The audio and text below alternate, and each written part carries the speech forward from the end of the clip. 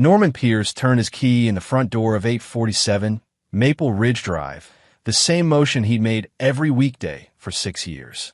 The Tudor-style house sat perfectly in its row of identical homes, lawns trimmed to regulation height, driveways swept clean. Through the window, he could see Taylor arranging flowers in the crystal vase his mother had given them for their wedding.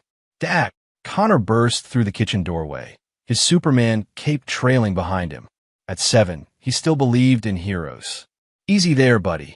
Norman caught his son in a hug, breathing in the scent of strawberry shampoo and playground dirt. "Where's your sister?" "June's upstairs doing homework. She said 3rd grade math is stupid." Norman smiled. "Tell her I'll help after dinner." Taylor appeared in the doorway, her blonde hair pulled back in a perfect ponytail. She wore the kind of smile she'd practiced in the bathroom mirror, the one that looked genuine in photos. "How was work?" she asked, accepting his kiss on the cheek. "Long day." The new prosthetic arm prototype kept jamming during the flexibility tests. Norman loosened his tie. "Dr. Martinez thinks we can solve it by adjusting the servo motors." Taylor's eyes glazed over. She always did that when he talked about his engineering work at Boise Medical Robotics. In the early days of their marriage, she'd at least pretended to listen. "That's nice, honey." She returned to the kitchen. "Dinner's almost ready." Norman watched her move around their kitchen with its granite countertops and stainless steel appliances. Everything Taylor had insisted they needed for their perfect family image.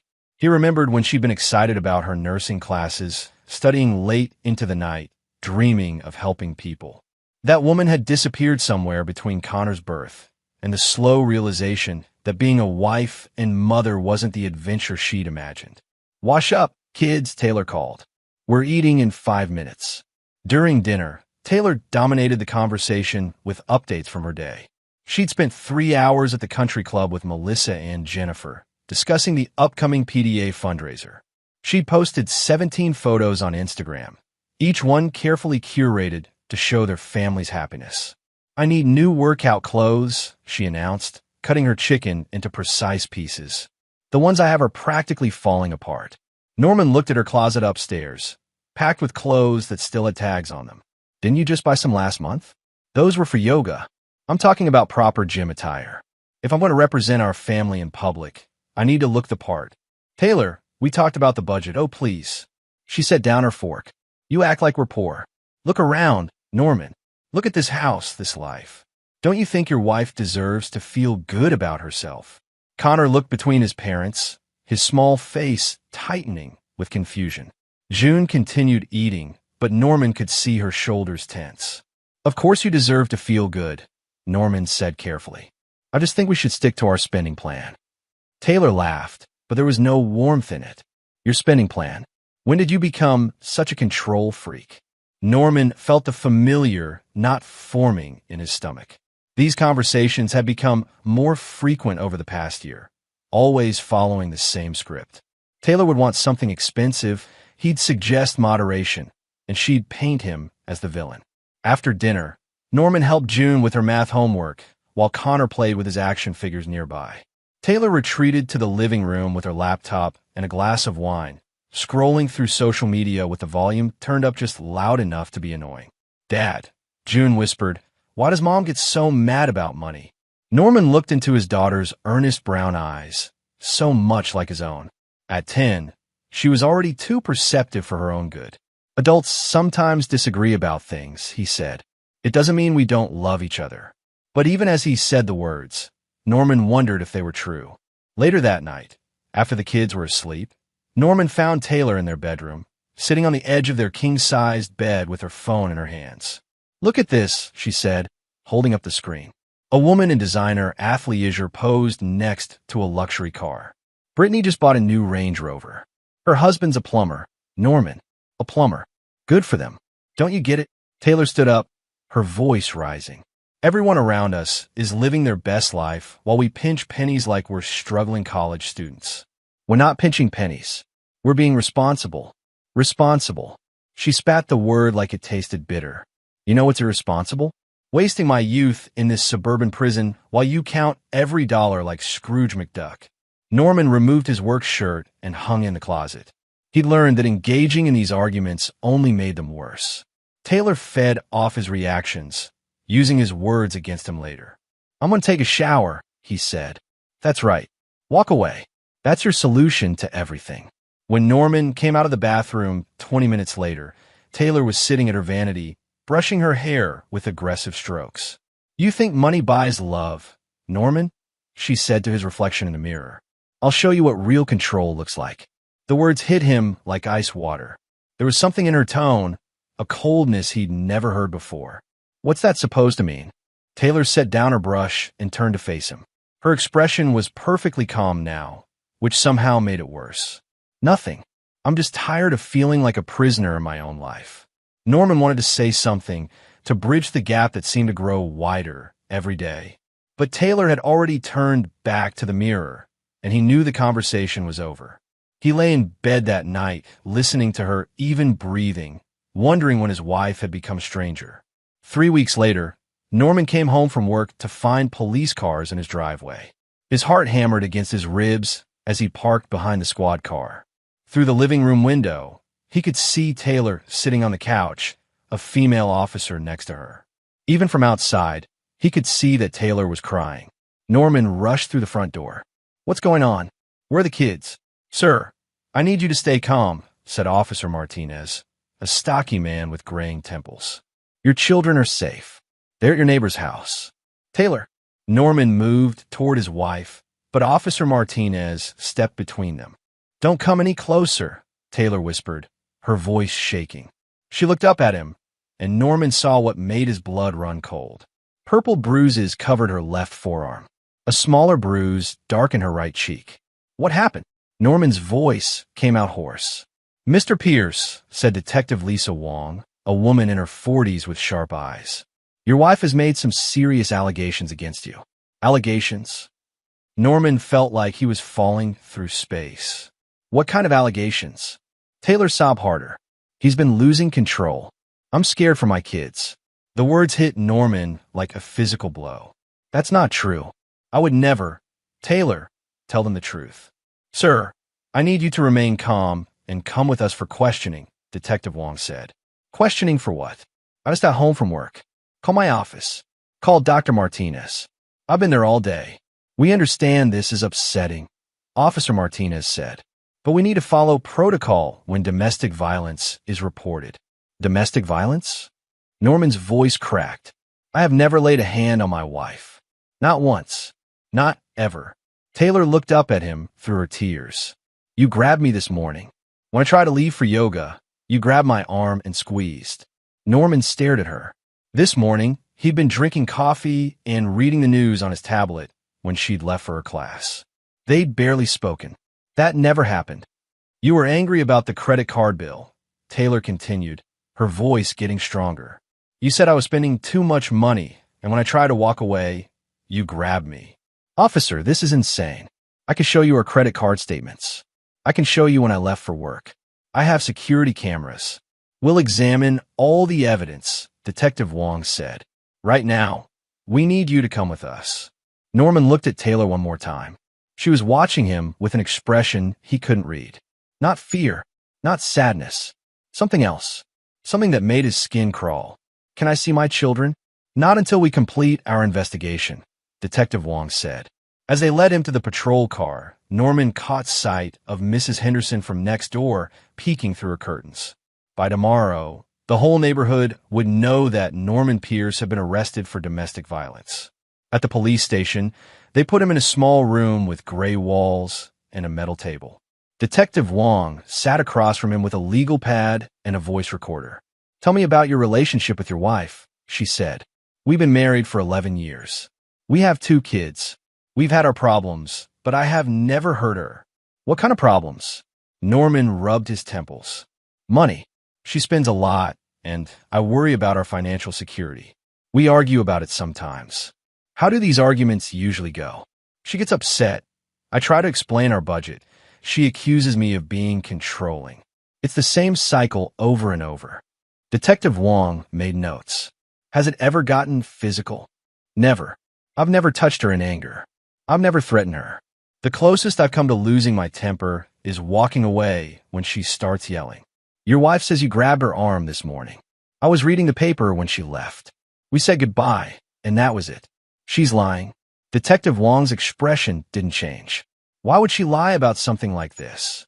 Norman stared at the recorder's red light, understanding for the first time how deep this hole was going to be. I don't know. But even as he said it, he remembered Taylor's words from 3 weeks ago. I'll show you what real control looks like. They kept him for 6 hours, asking the same questions over and over. Finally, Detective Wong told him he was free to go. No charges are being filed at this time, she said, but I strongly recommend you find somewhere else to stay tonight. What about my children? Your wife has requested that you have no contact with the family until this is resolved. Norman felt something break inside his chest. For how long? That's up to the courts. Norman drove to his sister Callie's house across town. She opened the door before he could knock, her face tight with worry. Mom called me, she said. She heard on the police scanner. Norman, what the hell is going on? He told her everything while she made coffee with shaking hands. Callie was 5 years younger than Norman, but she'd always been the fierce one in the family. She'd never liked Taylor, though she kept her opinions to herself for the sake of family peace. She's lying, Callie said when he finished. Anyone who knows you knows she's lying. But I can't prove it. How do you prove something didn't happen? Callie sat down across from him at her kitchen table. We figured out. There has to be evidence. Security cameras, phone records, something. Norman shook his head. The cameras only cover the front door and garage. And even if they showed me leaving for work without incident, that doesn't prove nothing happened afterward. What about the bruises? What about them? Did you see them form? How fresh did they look? Norman thought back to those purple marks on Taylor's arm. They looked fresh, but not brand new. Maybe a day or two old. So she got them somewhere else and blamed you. But how do I prove that? Callie reached across the table and gripped his hand. I don't know yet, but I know you didn't do this, and I know Taylor is capable of a lot worse than people think. Norman looked at his sister, the only person in the world who truly knew him. What do you mean? I mean, I've watched her for 11 years. I've seen how she manipulates situations to get what she wants. I've seen how she treats people when she thinks no one is watching. Callie paused. Do you remember Connor's birthday party last year? Norman nodded. Connor had wanted a simple party at home with a few friends, but Taylor had insisted on renting the community center and inviting half the neighborhood. I saw her in the bathroom afterward, Callie continued. She was on the phone with someone, talking about how much everything cost and how she was going to make you pay for being such a cheapskate. She said you deserved to suffer for embarrassing her in front of the other mothers. She was probably just venting. Norman, Callie's voice was sharp. She wasn't venting. She was planning. And the way she said it, she shuddered. There was something cold about it. Something calculating. Norman felt the pieces clicking together in his mind. The timing of the accusations. The precision of Taylor's story. The way she'd looked at him in their living room. Not with fear, but with something that looked almost like satisfaction. She planned this, he said slowly. I think so. But why now? Callie was quiet for a moment. What's different about now? What's changed recently? Norman thought about the past few months. Taylor's increasing demands for expensive things. Her growing resentment about their budget. Her constant comparisons to other couples who seem to have more money. And then he remembered something else. 2 weeks ago, Taylor had asked him about his life insurance policy. She'd said she was organizing their important documents and needed to know the details. He thought it was responsible of her. She's been asking questions about our finances, he said. Insurance policies, retirement accounts, the house deed. She said she was getting organized, or she was figuring out what she'd get in a divorce. The word hung between them like a threat. Norman had never seriously considered that his marriage might end in divorce. Even during their worst fights, he'd assumed they'd work things out eventually. She can't divorce me and get everything just because she accused me of domestic violence, he said. Can't she? Callie pulled out her phone. I'm calling Jeff. Jeff Palmer was Callie's ex-husband, a family law attorney who'd remained friends with both of them after their amicable divorce. Jeff, it's Callie. I need to ask you a hypothetical question about domestic violence allegations in divorce proceedings. Norman listened to his sister explain the situation in clinical terms. When she hung up, her face was grim. He says domestic violence allegations can significantly impact custody decisions, even without a conviction. If Taylor can convince a judge that you're a threat to the children, she could get temporary custody while the case is pending. How long does that take? Months, maybe longer. Norman felt his world tilting off its axis. So she could keep my children away from me for months based on a lie. Jeff says you need a lawyer. A good one. And you need to start documenting everything right now. Norman spent the next hour writing down every detail he could remember about the past few weeks. Taylor's behavior, their conversations, the timeline of events. When he finished, he had 3 pages of notes that painted a picture of a woman he no longer recognized. What do I do now? He asked. Now you fight back, Callie said. But you have to be smart about it. No more emotional reactions. No more trying to reason with her. From now on, you treat this like what it is, a war. Norman looked at his sister's determined face and felt something hard and cold settle in his chest. Taylor wanted to play games with his children's lives. She wanted to destroy his reputation and steal his future. She was about to learn that Norman Pierce was much more dangerous than she'd ever imagined. The family barbecue at Callie's house the following Saturday was supposed to be a peace offering. Taylor had agreed to let Norman see the children for a few hours, supervised by Callie and her boyfriend Mike. Norman suspected it was more about maintaining appearances than any genuine desire for reconciliation. Norman arrived early to help Callie set up the backyard. They strung lights between the trees and arranged chairs around the patio table. It felt like preparing for a performance rather than a family gathering. Remember, Callie said as they worked, document everything. Pay attention to what she says, how she acts with the kids. If she slips up, you want to catch it. When Taylor's silver BMW pulled into the driveway, Norman felt his chest tighten. He hadn't seen his children in a week, the longest separation of their lives. Connor ran to him first, launching himself into Norman's arms with enough force to knock him backward. "Daddy, I miss you so much." Norman buried his face in his son's dark hair, breathing in the familiar scent of his shampoo. "I miss you too, buddy. More than you know." June approached more cautiously. At 10, she was already learning to read the adult world's unspoken tensions. "Hi, Dad." "Hey, sweetheart." Norman pulled her into the hug, holding both his children like they might disappear if he loosened his grip. Taylor stood by her car, wearing a sundress that cost more than most people's weekly salary.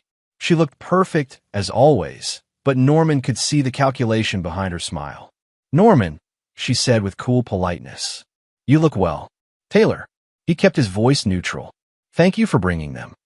Callie emerged from the house, carrying a tray of hamburger patties. "Taylor, glad you could make it. Can I get you something to drink?" "Just water, thanks. I can't stay long.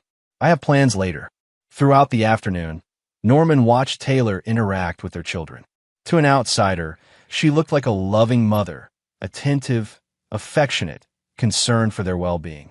But Norman had learned to see past the performance. When Connor spilled ketchup on his shirt, Taylor's smile never wavered, but Norman caught the flash of irritation in her eyes. When June asked if she could spend the night at Daddy's house, Taylor's laugh sounded forced. "We've talked about this, honey. Daddy has his own place now, and you're staying with Mommy for a while." "But why?" Connor asked, his 7-year-old voice thick with confusion. "I want to go home." "You are home," Taylor said firmly. "Our new apartment is home now." Norman felt his hands clench into fists under the patio table. Taylor was rewriting their children's reality, making them believe this separation was normal and permanent. As the afternoon wore on, Taylor's mask began to slip. She checked her phone constantly, texting someone with growing urgency. When Mike asked her about her new apartment, she launched into a detailed description of its amenities: the pool, the fitness center, the concierge service. "It sounds expensive," Callie observed. "Well, Norman's been very generous with the support payments," Taylor said with false sweetness. "Haven't you, Norman?" Norman hadn't given her a dime beyond what was legally required. In fact, he'd been shocked by how quickly she'd found such an upscale place to live. "Where exactly is the apartment?" he asked. "Downtown. The Riverside Complex. Top floor." Norman knew the building. One-bedroom units there started at $3,000 a month. Two bedrooms were closer to $5,000. On his engineer's salary, it was manageable but tight. For someone with no income, it should have been impossible. "Mom," Connor said, swinging his legs from his chair, "tell Daddy about the rich man who bought us ice cream." Taylor's face went white. "Connor, that's not." "He had a really big car," Connor continued, oblivious to his mother's distress. "And he said we'll be rich when the judge gives us the house." The patio went silent except for the sound of the wind chimes hanging from Callie's oak tree. Norman felt something ice-cold settle in his stomach. "What rich man, Connor?" "Connor, stop talking," Taylor said sharply. "That's enough." But Connor was 7 years old and excited to share his story. "He's Mom's friend.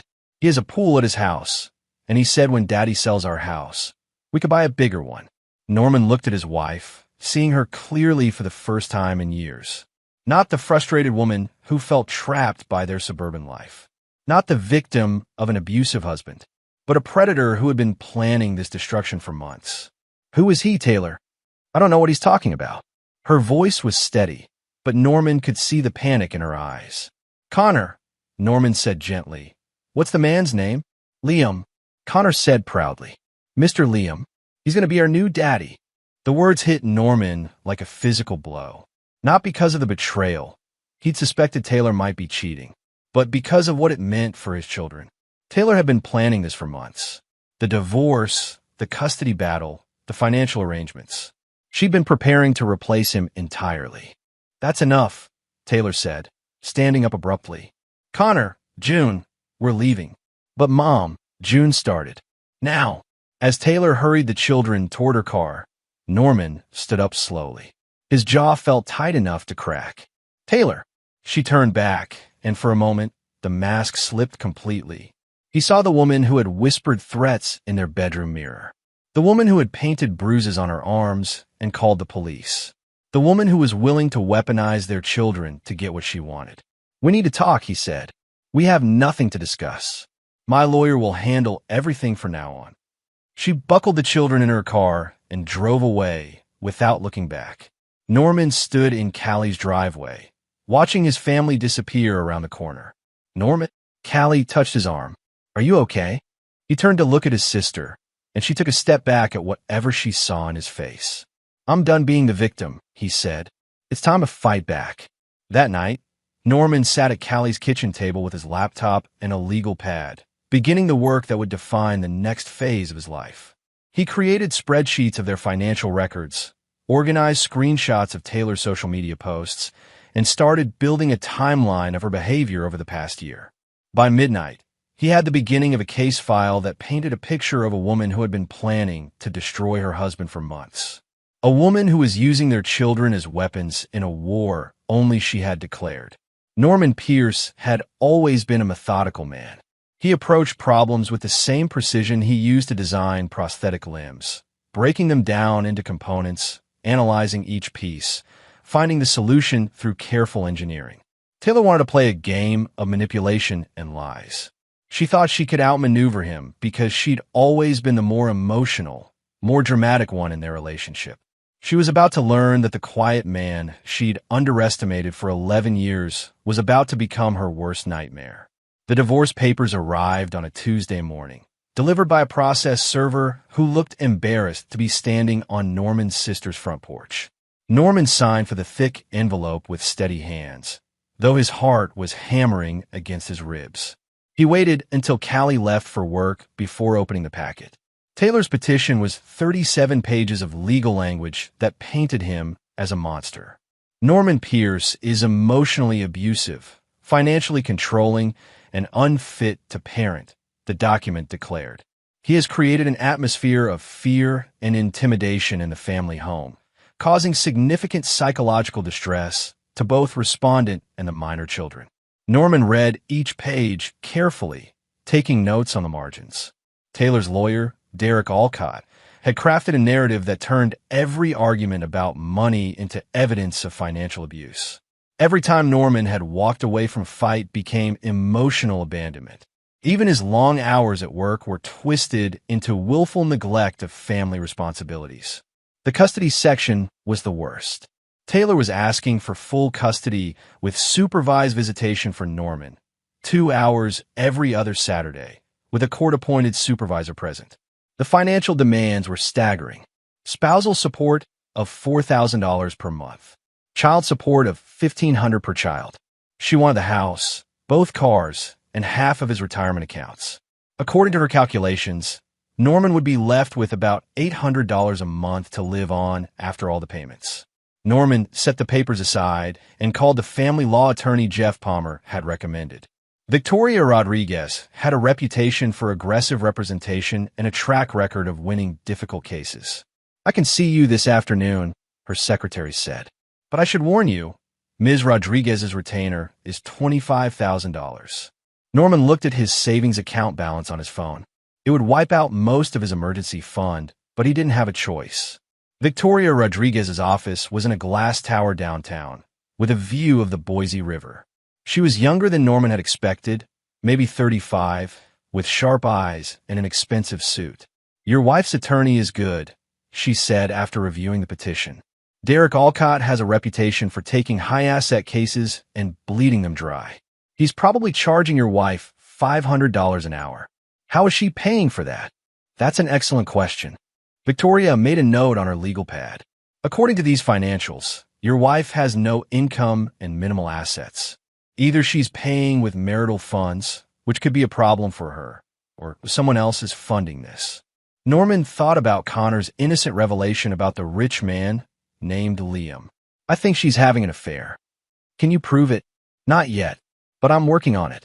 Victoria leaned back in her chair. "Here's what we're facing. Domestic violence allegations, even unproven ones, carry enormous weight in custody cases. Judges err on the side of caution when children might be at risk. Your wife's attorney knows this.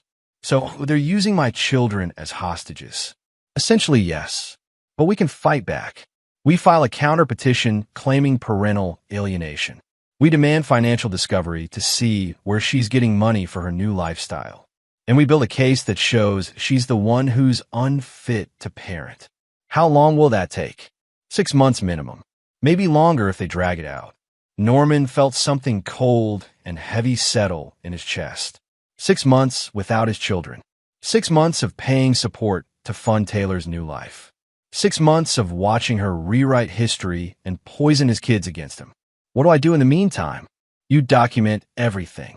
Every interaction, every conversation, every social media post. You build a timeline that shows her true character. And you find proof of this affair. Norman left the attorney's office with a clear mission. Taylor wanted to destroy his life methodically. He would do the same to hers. The temporary custody hearing was held in a sterile courtroom in the Ada County Courthouse. Norman sat next to Victoria Rodriguez, watching Derek Alcott present his client as a victim of systematic abuse. Taylor took the witness stand wearing a conservative blue dress and minimal makeup. She looked vulnerable, frightened, and completely believable. "Mr. Pierce controlled every aspect of our financial life," she testified, her voice shaking slightly. "I couldn't buy groceries without his permission. He monitored my spending, criticized my purchases, and made me feel worthless for wanting basic necessities." Norman watched the judge's face, seeing sympathy in her expression. "He never hit me until recently," Taylor continued. "But he found other ways to hurt me. Silent treatment, withholding affection, threatening to take the children away if I didn't comply with his demands. It was masterful. Every true fact twisted just enough to support her narrative. Yes, Norman had questioned her spending, because she'd been draining their savings on luxury items. Yes, he'd withdrawn emotionally, because every conversation had become a battle. Yes, he'd mentioned custody concerns, when she'd threatened to leave with the children after particularly vicious fights. Derek Alcott guided her through the story of the alleged assault, complete with photographs of her bruises. Taylor dabbed her eyes with a tissue as she described her fear for her children's safety. When it was Victoria's turn for cross-examination, she was surgical in her precision. "Mrs. Pierce, you testified that your husband controlled your spending.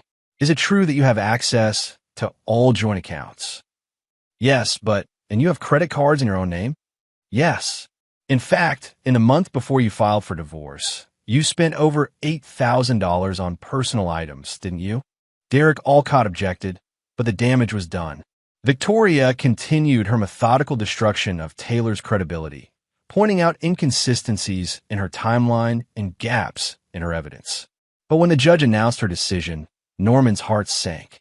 While I have concerns about some aspects of the petitioner's testimony, Judge Hendricks said, I cannot ignore the serious nature of these allegations. Temporary custody will be awarded to the mother, with supervised visitation for the father pending the outcome of the criminal investigation. Norman felt the ground shift beneath him. Criminal investigation. They were actually going to prosecute him for a crime he didn't commit. Outside the courthouse, Victoria tried to sound optimistic. This is just the first round. We'll appeal, and we'll use the time to build our case. But Norman barely heard her. He was thinking about Connor and June, wondering what Taylor was telling them about why Daddy wasn't coming home. Taylor moved the children to her new apartment the next day. Norman drove past the Riverside complex that evening, looking up at the lights in the top-floor windows. $3,000 a month for a two-bedroom apartment. On what income? He parked across the street and waited. At 8:30, a black BMW sedan pulled into the visitor parking area. A man in an expensive suit got out, carrying flowers and a bottle of wine. Norman took photos with his phone, zooming in on the license plate. The man was tall, well-built, probably in his early 40s. He moved with the confidence of someone accustomed to wealth. This had to be Liam, the rich man Connor had mentioned. Norman watched the man enter the building with a key card, not waiting to be buzzed in. He'd been there before, many times. The next morning, Norman hired a private investigator recommended by Victoria Rodriguez. Marcus Webb was a former police detective who specialized in domestic cases. I need everything, Norman told him. Financial records, phone records, social media activity. I need to know who this man is and how long they've been together. What's your budget? Whatever it takes. Within a week, Marcus had a preliminary report. Liam Harlan, age 43, CEO of Harlan Construction. Net worth approximately $15 million. Married to Bethany Harlan, age 38, with 2 children of their own. The BMW was registered to Harlan Construction. Liam and Taylor had been having an affair for at least 8 months, based on restaurant receipts and hotel records Marcus had obtained through his contacts. More damaging were the financial records. Someone had been depositing money into a previously unknown account in Taylor's name. $5,000 here, $3,000 there. Always in cash, always untraceable. Until Marcus found the one mistake. A wire transfer for $10,000, sent from Harlan Construction's business account to Taylor's secret account 3 days after she'd filed for divorce. This is it, Victoria said when Norman showed her the evidence. This proves she's been planning this for months, and it shows she's been lying about her financial situation. What do we do with it? We use it strategically. If we reveal everything too early, they'll have time to prepare counterarguments. We wait for the right moment, and then we destroy them. Norman felt a grim satisfaction as he studied the bank records. Taylor thought she was playing chess while he was playing checkers. She was about to learn that her husband was better at strategy than she'd ever imagined. Norman found Reverend Jonah Bishop in the church basement, sorting through boxes of clothes for the homeless shelter. At 62, Jonah was one of the few people who had known Norman since childhood. He'd officiated Norman's wedding and baptized both of his children. Norman! Jonah looked up from a box of winter coats, his weathered face creasing with concern. I heard about the troubles. How are you holding up? I've been better. Norman sat down on a folding chair next to the sorting table. I need advice, Jonah. Not legal advice, spiritual advice. Jonah set down the coat he'd been examining. Talk to me. Norman told him everything. The false accusations, the custody battle, the evidence of Taylor's affair, and financial manipulation. When he finished, Jonah was quiet for a long moment. What does your heart tell you to do? Jonah asked finally. My heart tells me to fight back with everything I have, to expose her lies and make her pay for what she's done to our children. And what does your conscience tell you? Norman considered the question. That I should turn the other cheek. Forgive her. Try to find a peaceful solution. Which path do you think serves your children better? It was a question Norman had been wrestling with for weeks. If I take the high road, she wins. She gets custody, she gets my money, and she teaches my children that lies and manipulation are rewarded. If I fight back, if you fight back, I might become someone I don't recognize. Jonah nodded slowly. I've watched Taylor for 11 years, Norman. I've seen how she treats people when she thinks no one is watching. I've heard how she talks about you when you're not around. He paused. That woman is poison, and she's poisoning your children every day you let this continue. The words hit Norman like a physical blow, partly because they came from a man of God, and partly because they echoed his own darkest fears. So you think I should fight? I think you should protect your children, however you need to do it. Jonah's son Caleb was waiting for them when they came upstairs. At 25, he was in his final year of law school at the University of Idaho, specializing in family law. He'd volunteered to help with research, working for free in exchange for real-world experience. I've been digging into Taylor's attorney, Caleb said, pulling out a thick folder. Derek Alcott has an interesting track record. Norman and Jonah sat down in the front pew while Caleb spread documents across the altar. Alcott specializes in high-asset divorces where the wife claims abuse, Caleb explained. In the last 5 years, he's handled 17 cases with remarkably similar patterns. Wife accuses husband of domestic violence, files for divorce, gets temporary custody, and substantial support payments. How often does he win? Norman asked. 70% settlement rate. His clients typically get 60 to 70% of marital assets, plus ongoing support. And the abuse allegations? Only 3 cases went to trial on the criminal charges. 2 convictions, 1 acquittal. But here's the interesting part. In every case, the wife moved in with a new partner within 6 months of the divorce being finalized. Norman felt pieces clicking together in his mind. He's not just a divorce attorney. He's running a scam. I think so. And I think Taylor isn't his only client with a wealthy boyfriend funding the legal fees. Caleb pulled out another document. I cross-referenced his client list with property records. 4 of his recent clients have moved into homes owned by men they claimed to meet after their divorces were finalized. But utility records show these relationships started months before the abuse allegations. Can we prove Taylor knew about this pattern when she hired him? Maybe, but we need to show communication between her and other clients or evidence that Alcott coached her on the allegations. Norman studied the documents, seeing Taylor's case in a new light. This isn't just about our marriage. She's part of a larger operation. It looks that way, Caleb agreed. The question is how far you're willing to go to expose it. Norman thought about his children, wondering what stories Taylor was telling them about why Daddy couldn't come home. He thought about the other men who had been destroyed by this system, their children turned against them by women who saw them as nothing more than financial resources to be harvested. How far do we need to go? Caleb and his father exchanged a look. If we're going to take down the whole operation, Jonas said, we need evidence of conspiracy, communication between the attorney and his clients, financial records showing the pattern of payments, maybe even recordings of strategy sessions. How do we get that? Very carefully, Caleb said, and probably not entirely legally. Norman looked at the 2 men who were offering to help him, a minister and a law student, both willing to risk their reputations to fight injustice. What do you need from me? Access, Caleb said. We need to get close to Taylor and her attorney. We need to make them think they're winning so they get careless. And we need you to be patient, Jonah added. This isn't a sprint, it's a siege. We're going to slowly tighten the noose until they have no choice but to surrender. Norman nodded, feeling something hard and determined settling in his chest. Taylor wanted to play a long game. She was about to discover that her husband was much better at strategy than she'd ever imagined. Scene 3, the turn of the knife. The phone call came on a Friday evening while Norman was reviewing financial documents at Callie's kitchen table. Taylor's name appeared on his caller ID, and he almost didn't answer.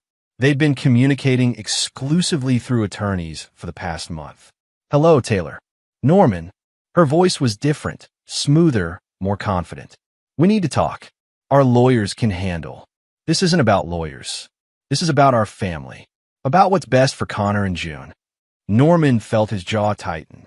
She was using their children's names like weapons, the way she always did when she wanted something.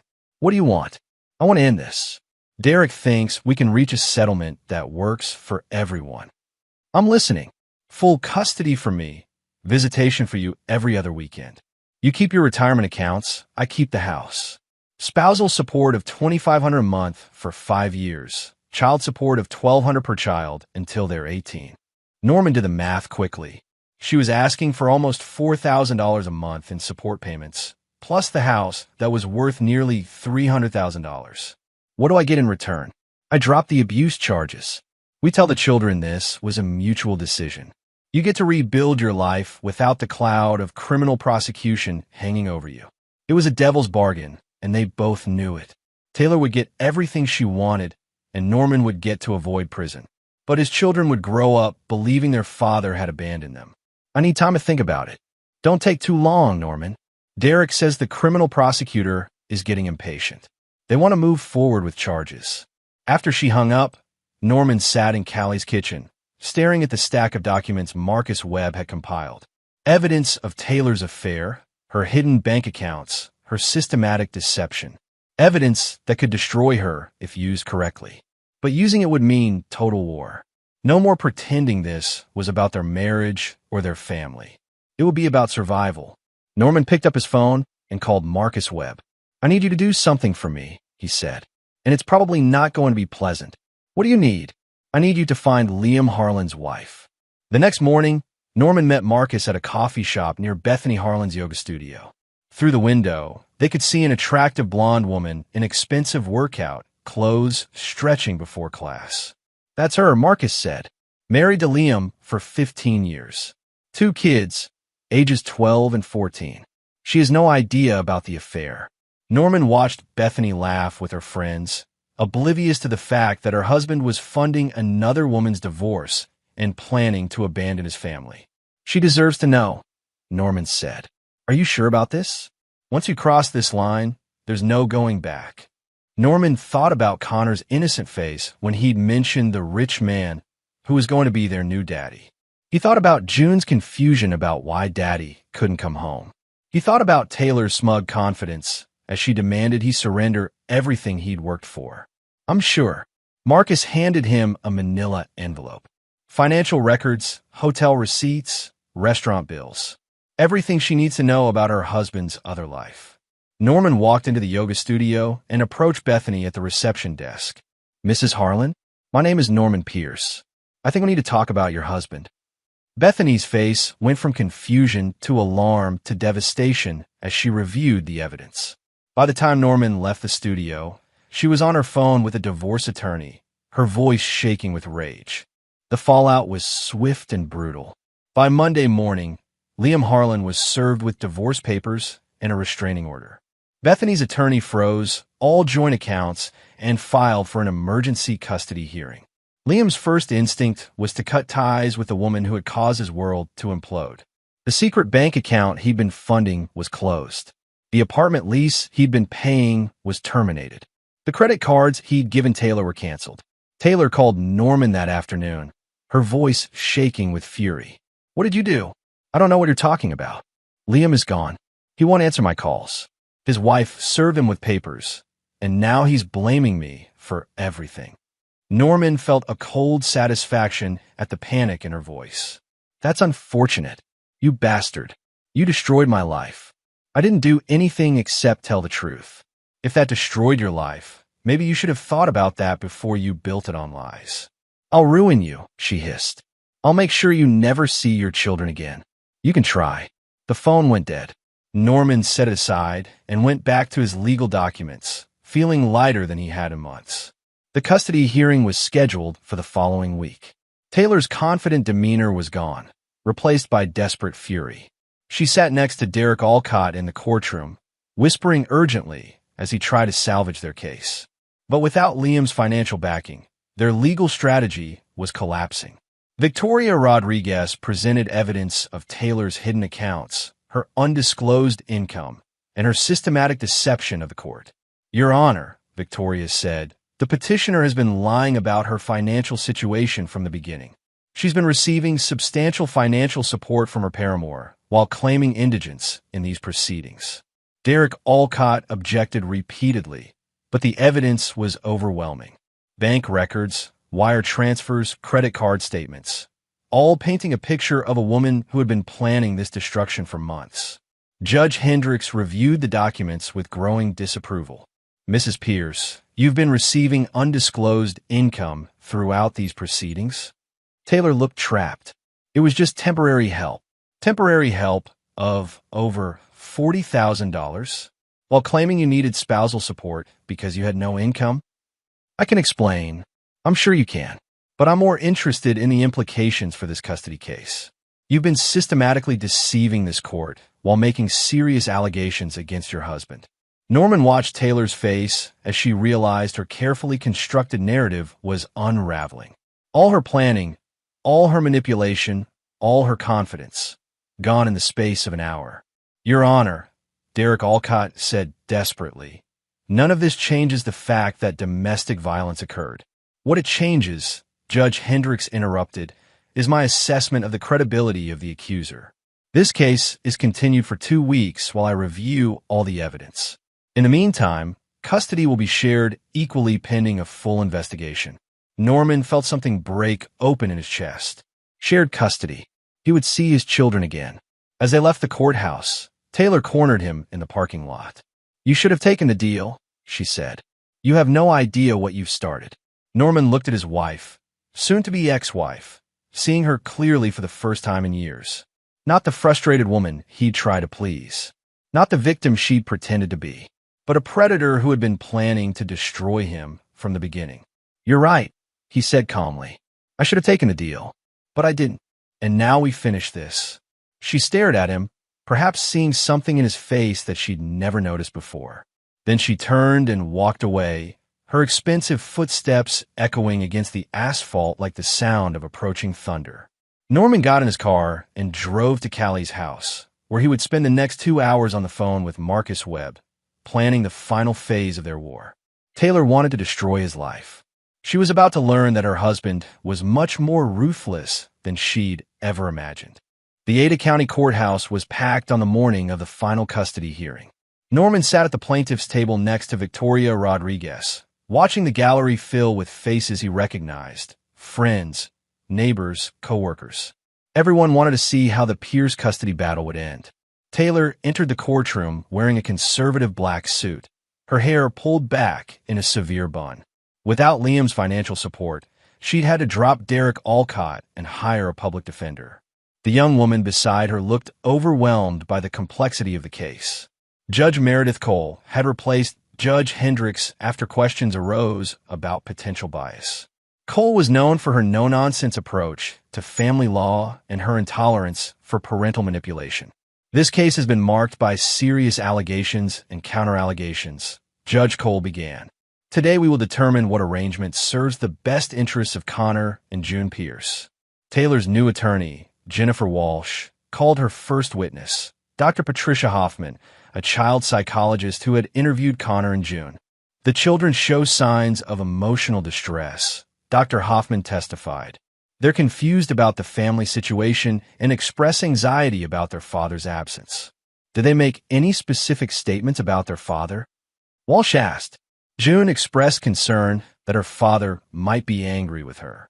Connor asked repeatedly when his daddy was coming home. Victoria Rodriguez stood for cross-examination. Dr. Hoffman, did the children express any fear of their father? No, they did not. Did they show any signs of abuse or neglect? No. Their primary emotion seemed to be sadness about the separation. And in your professional opinion, would continued separation from their father be harmful to their psychological well-being? Dr. Hoffman paused. Yes, I believe it would be. The testimony continued for 2 hours, with witnesses describing Norman as a devoted father and Taylor as an increasingly distant mother. Mrs. Henderson, their next-door neighbor, testified about seeing Taylor leave the children alone while she went out in the evenings. I heard them crying one night, Mrs. Henderson said. Connor was standing at the window, asking where his mommy was. I called to check on them, and June said Taylor had gone to dinner and wouldn't be back until late. When it was Taylor's turn to take the stand, she looked pale but determined. Her new attorney guided her through the familiar narrative of abuse and control. Mr. Pierce became increasingly aggressive over the past year, Taylor testified. He monitored my spending obsessively, criticized my appearance, and threatened to take the children if I tried to leave. When did the physical abuse begin? Walsh asked. About 6 months ago. He grabbed my arm during an argument and squeezed until it bruised. Well, I told him he was hurting me. He said I deserved it for embarrassing him.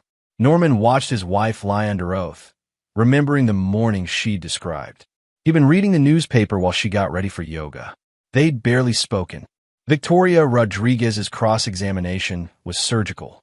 Mrs. Pierce, you testified that your husband was financially controlling. But you had access to all joint accounts, correct? Yes, and you had credit cards in your own name? Yes. In fact, in the 6 months before you filed for divorce, you spent over $30,000 on personal items, didn't you? Taylor's attorney objected, but the question hung in the air. Mrs. Pierce, do you know a man named Liam Harlan? Taylor's face went white. That's not relevant. Did you have a romantic relationship with Mr. Harlan while married to your husband? I refuse to answer that. Your Honor, Victoria said, I have financial records showing that Mr. Harlan transferred over $50,000 to the defendant's secret bank account during the period she claims to have been abused and financially controlled. The courtroom erupted in murmurs. Judge Cole slammed her gavel. Mrs. Pierce, you will answer the question. Taylor looked trapped. Yes, I knew Mr. Harlan. How long was your affair with Mr. Harlan? It wasn't what you think. Victoria pulled out a thick folder. I have hotel receipts, restaurant bills, and text messages spanning 8 months. Your relationship with Mr. Harlan began while you were living with your husband and children, didn't it? Yes, Taylor whispered. And Mr. Harlan was financing your divorce proceedings? He was helping me escape an abusive situation. Mrs. Pierce, did you ever tell Mr. Harlan that you would be wealthy after the divorce? Taylor's attorney objected again, but Victoria was relentless. I have a recording of a phone conversation between you and Mr. Harlan, made after you filed for divorce. Would you like me to play it for the court? Norman watched his wife realize that her carefully constructed lies were collapsing. The recording Victoria had obtained through Marcus Webb's investigation was devastating. Taylor laughing about how easily she'd manipulated the system, bragging about the money she would get from Norman's stupidity. Your Honor, Victoria continued, I also have evidence that Mrs. Pierce has been systematically lying to her children about these proceedings. She gestured to Norman, who stood and pulled out his phone. I recorded a conversation with my son Connor last week, Norman said. With the court's permission, I'd like to play it. Judge Cole nodded. Connor's 7-year-old voice filled the courtroom. Daddy, when are you coming home?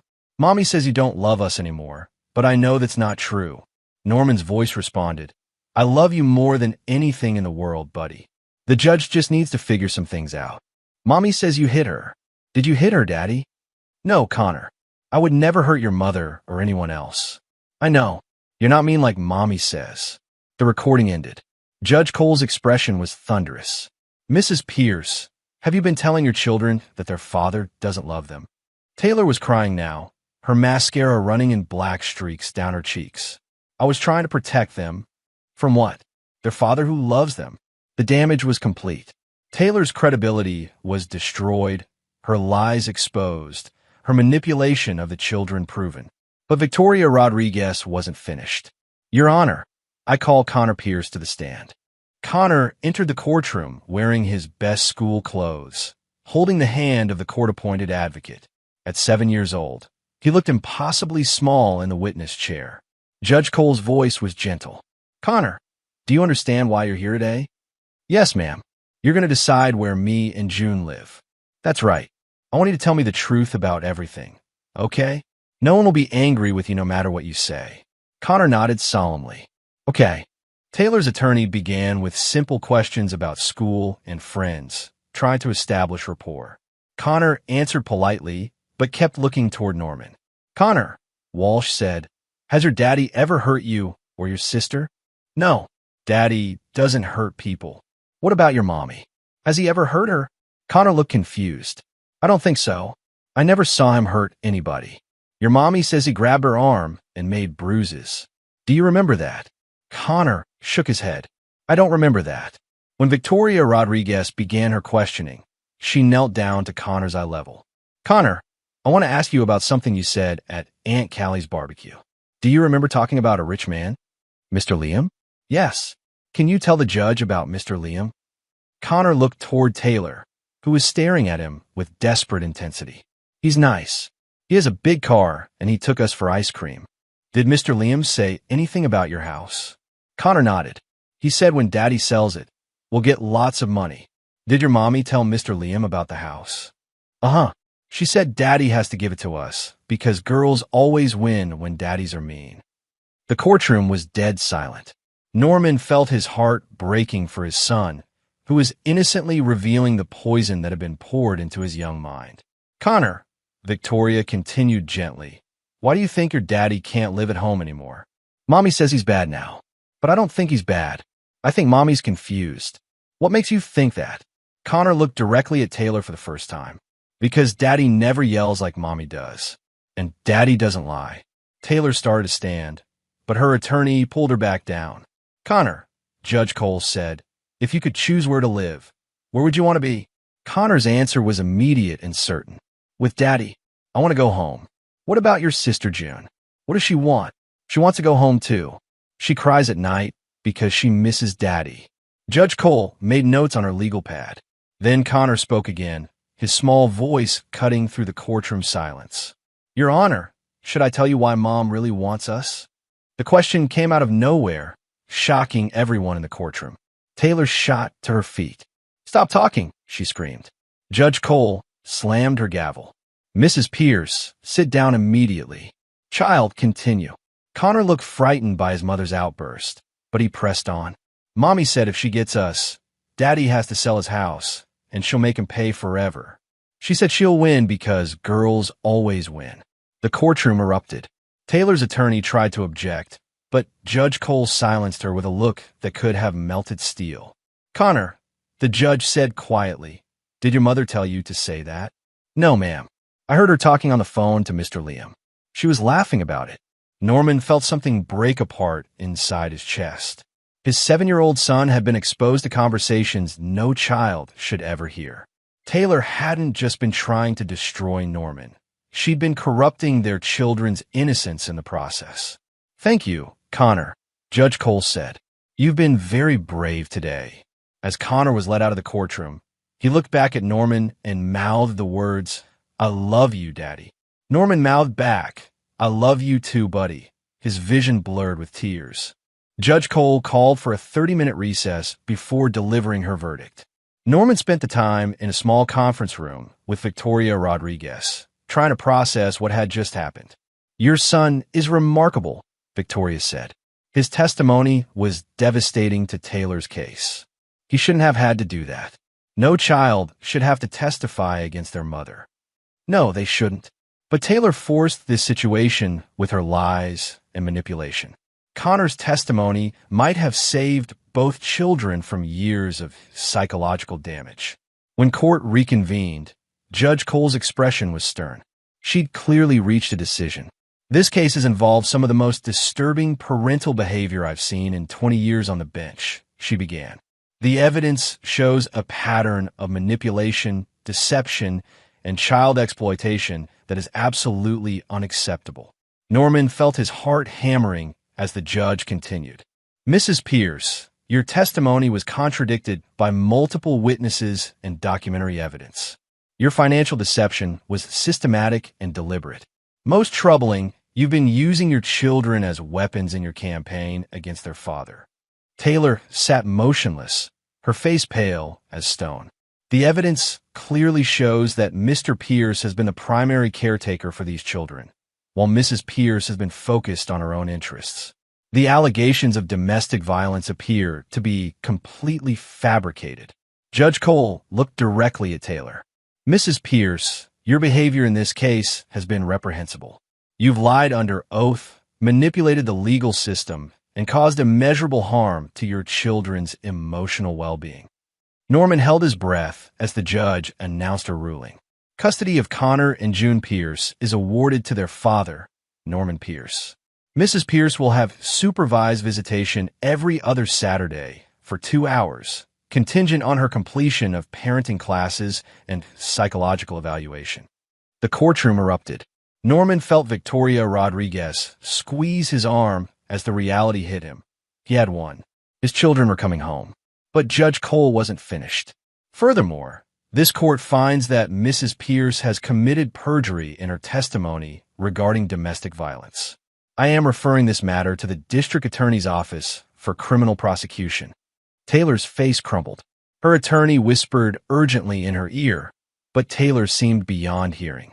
Regarding financial matters, Judge Cole continued, all joint assets will revert to Mr. Pierce due to Mrs. Pierce's proven deception.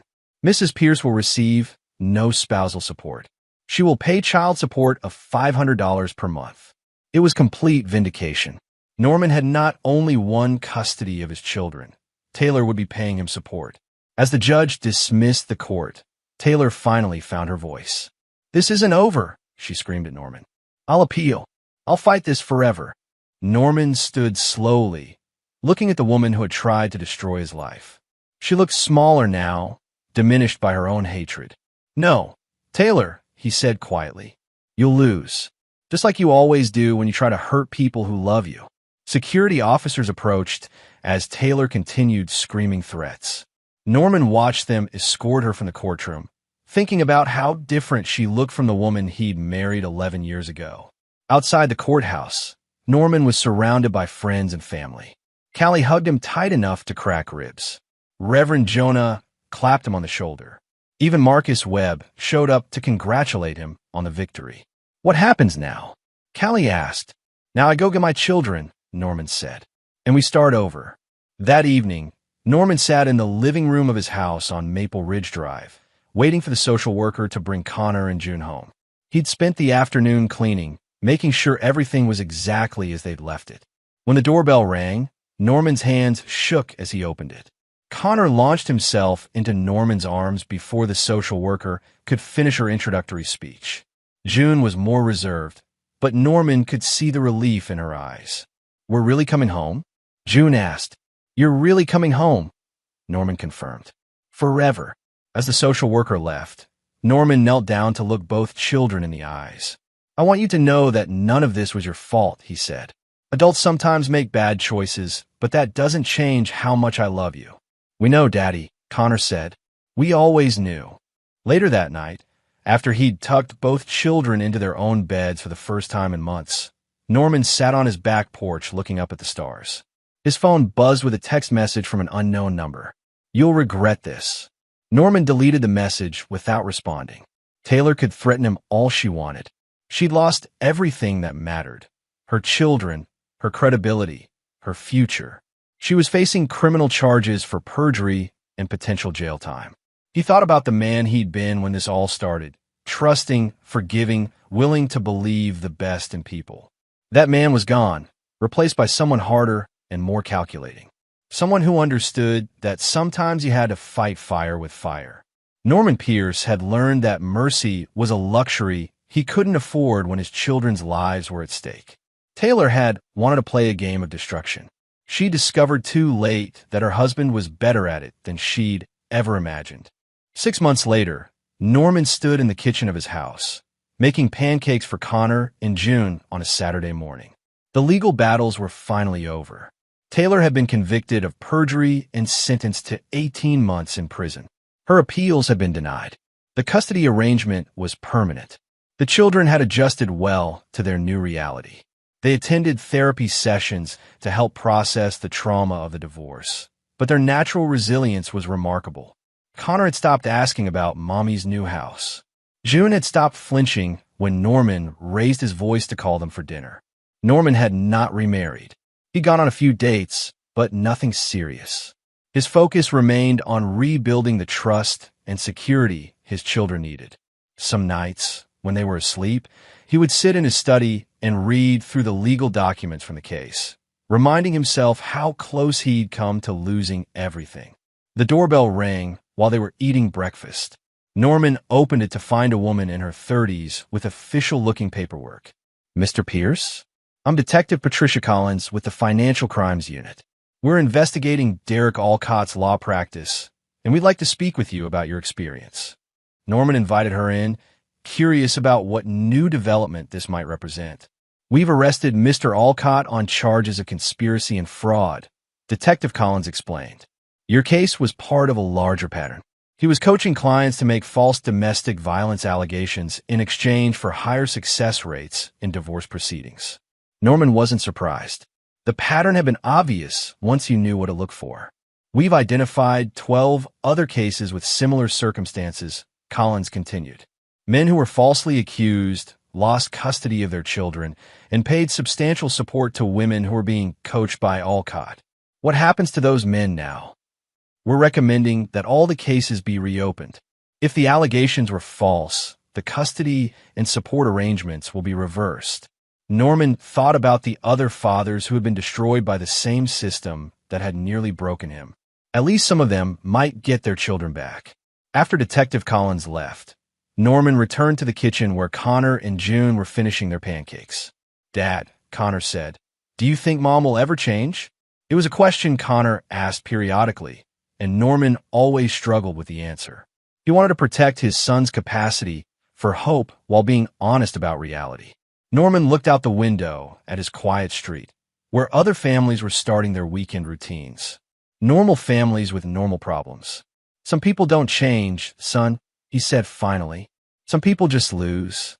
Connor nodded solemnly, accepting this truth with the gravity of a child who had seen too much adult ugliness. Later that afternoon, Norman took the children to the park where they used to play as a family. Watching them run and laugh and be children again, he felt something settle in his chest that might have been peace. He'd become a harder man through this ordeal, less trusting, more calculating, quicker to see the worst in people's motivations. But he'd also learned that sometimes the world required hardness. Sometimes mercy was weakness, and forgiveness was surrender. Taylor had taught him that there were people in the world who would take everything from you if you let them. People who would use your own goodness against you, who would weaponize your love for your children to destroy your life. Norman Pierce had learned to be ruthless when necessary. He'd learned to fight dirty when clean fighting meant losing everything that mattered. He'd learned that sometimes the only way to protect innocence was to sacrifice your own. As the sun set over Boise, Norman walked his children home, listening to their chatter about school and friends and the simple concerns of childhood. They were safe now. They were home. They were his. And anyone who tried to take them away would discover that Norman Pierce was much more dangerous than he looked.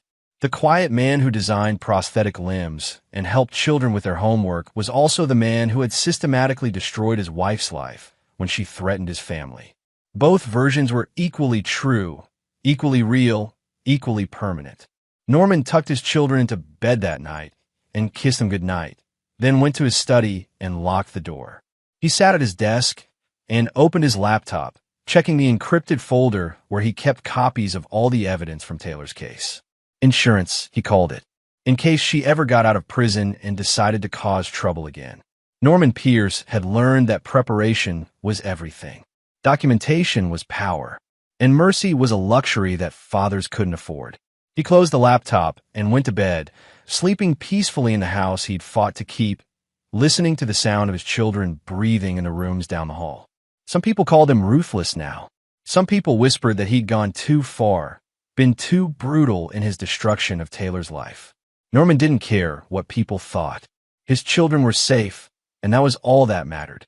In the game Taylor had forced him to play, there could be only one winner, and Norman Pierce always played to win.